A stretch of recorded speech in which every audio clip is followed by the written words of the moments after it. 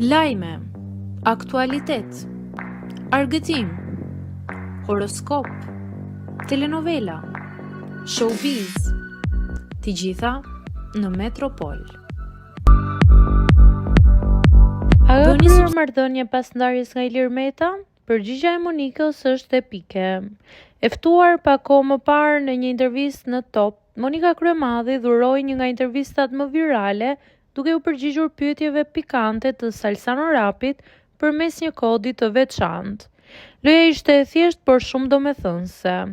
Fjala marrëdhënie intime u zvendësua me fjalën politik, duke krijuar një dialog me dy kuptime që zbuloi detaje intime nga jeta e saj pas ndarjes me Ilir Metën. Kur u pyet se sa kohë ka pa bërë politik, Monika u përgjigj: 2 ditë para se të ndahesha me Ilir Metën. Ajo ka qenë politika e fundit. Në mars bëi 2 vjet pa politik, duke konfirmuar kështu se pas ndarjes nuk ka pasur më marrëdhënie intime.